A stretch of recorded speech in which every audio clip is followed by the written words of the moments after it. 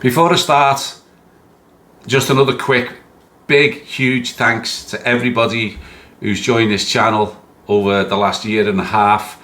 As of today, 4,400 subscribers, so I am more than chuffed with that, and I really am. I can't tell you how much it means to have so many people join in with comments and likes and loads of lovely messages from everybody as well. So a big thank you.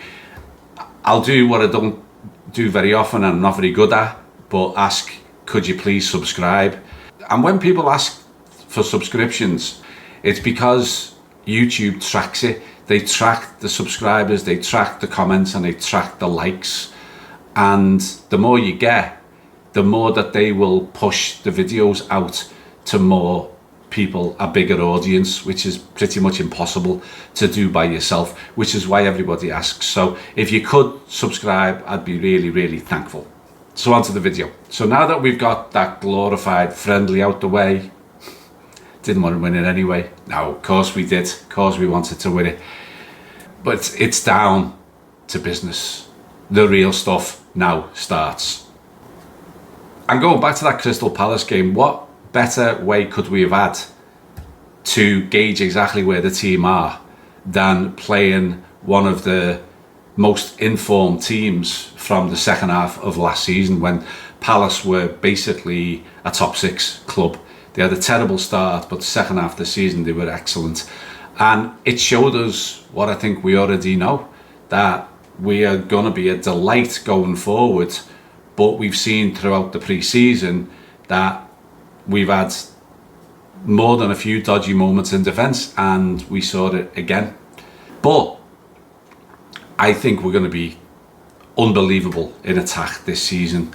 Having scored over 3 goals a game in pre-season, and I think once we get the full back five in place and Ryan Gravenberch back in place ahead of them, I think we're going to see much better defensive unit than we've seen in the pre-season.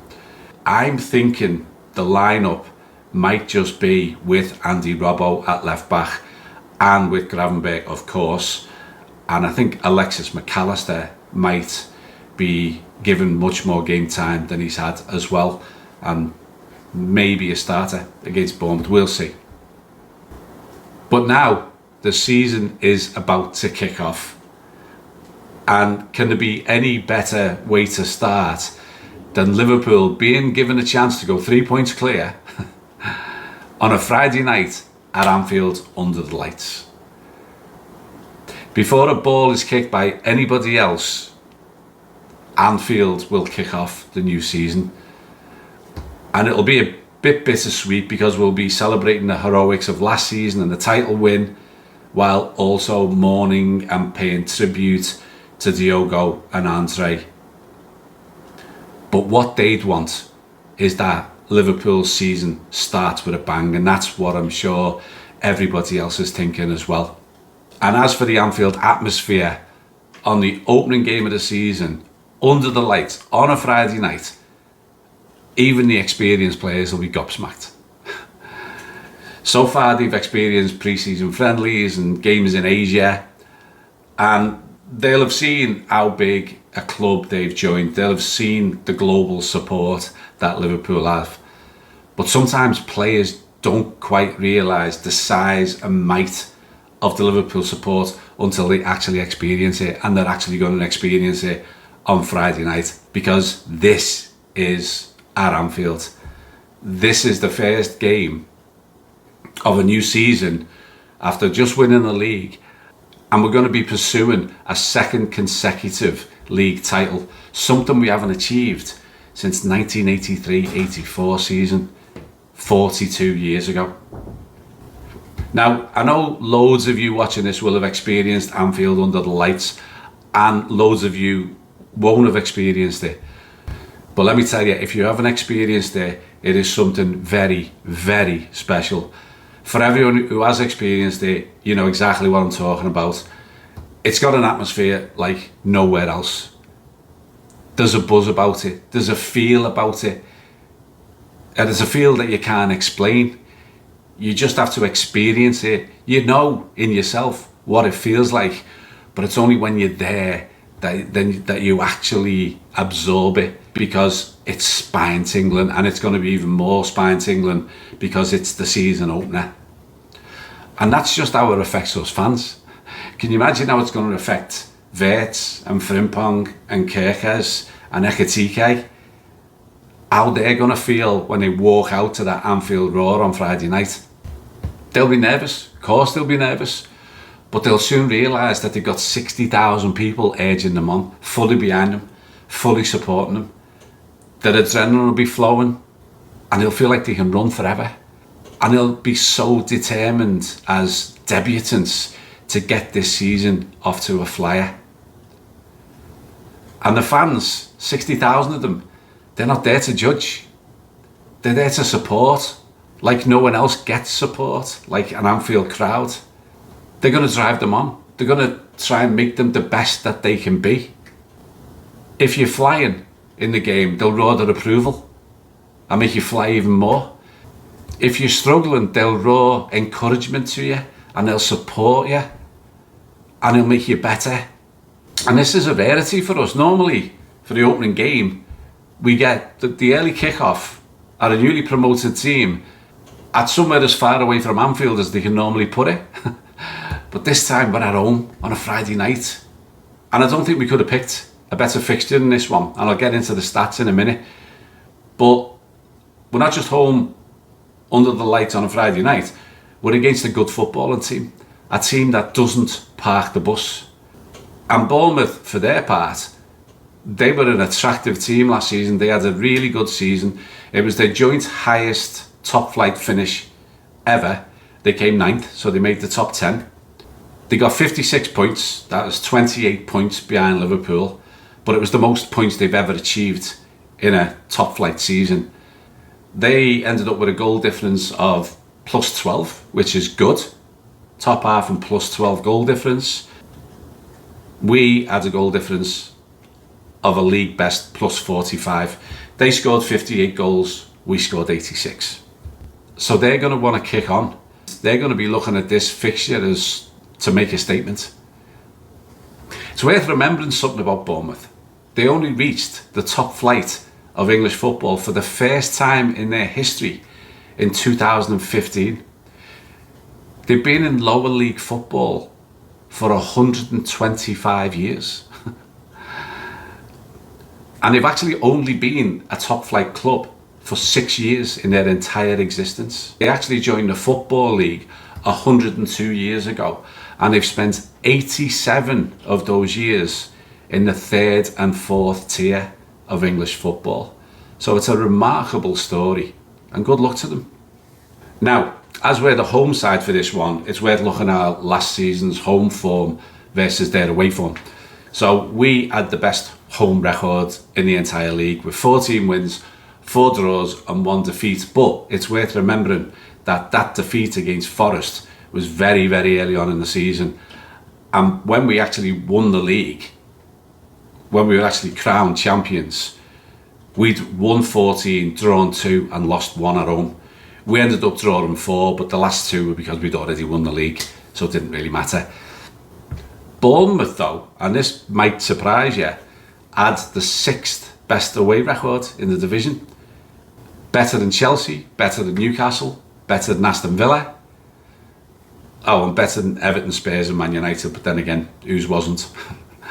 And they only lost 5 of their 19 away games, which is a pretty good record. But last season, in the league, we won 3-0 at home and we won 2-0 down at their place. So in terms of signings, ingoings and outgoings, we, I think a week ago, were considered to have the best window we've ever had in history, maybe the best anyone's ever had in history. But things have changed a little bit. You know, obviously, we're sadly without Diogo, but we're now also without Darwin and without Luis Diaz as well. So we're down 3 strikers and we've only really brought in 1 with Ekitike. Now, Ekitike looked absolutely fantastic in the first half against Palace. But when he went down the tunnel and when he was substituted, so did our goal threat. So we are a little bit light in the forward area. It has to be said. And, you know, there's still rumblings about Isak, but we've either got to get Isak or we've got to get some other top class forward, because we can't afford to go the season with the options that we've got at the moment. We need at least one more striker.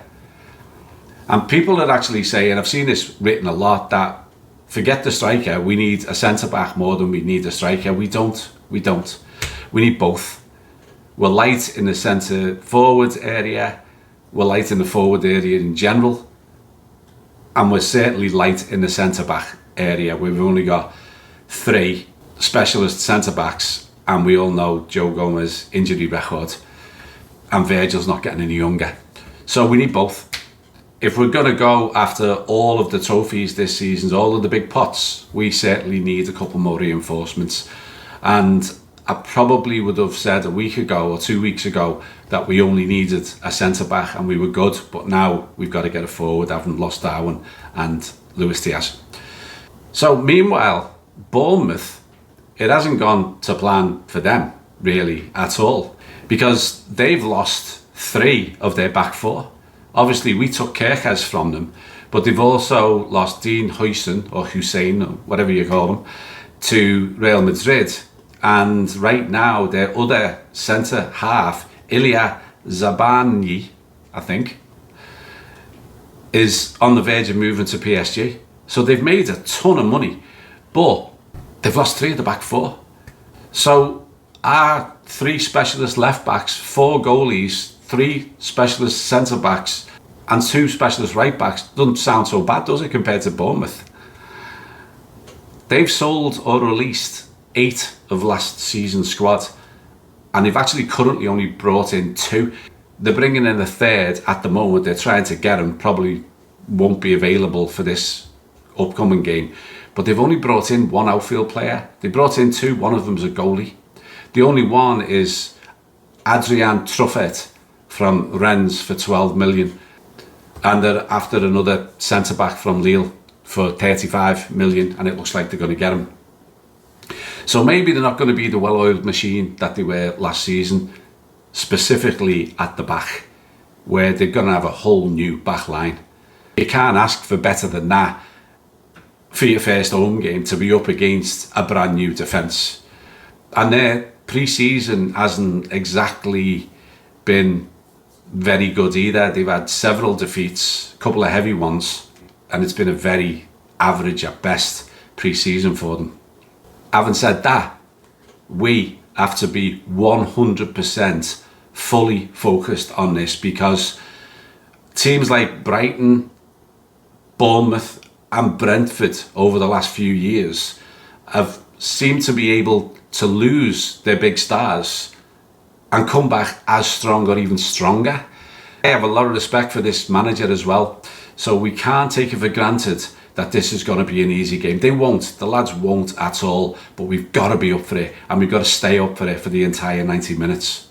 So given our influx of top class signings and their defensive issues in terms of losing players, this is absolutely our game to win.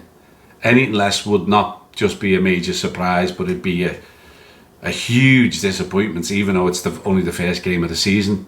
You want to get off to a flyer, just like we did against Ipswich last season, and even more so, you want to make a statement if you can as well. So let's hope the lads can do that.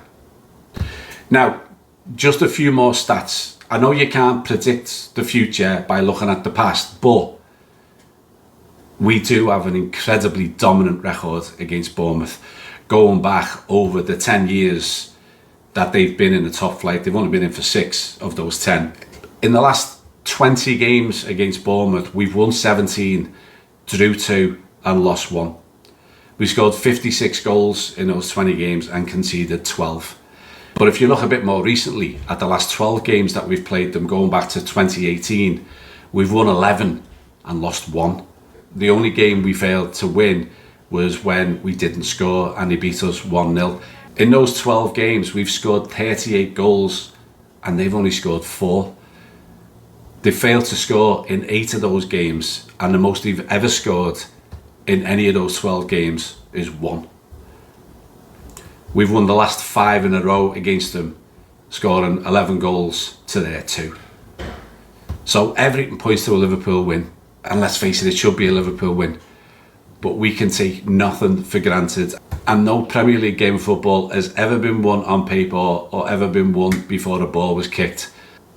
And just as importantly, when a team is complacent, we cannot be complacent. We cannot be complacent to start, but we cannot be complacent even if we get into a healthy couple goal lead. We've got to keep the foot on for the entire 90 minutes, and we've got to put these to the sword.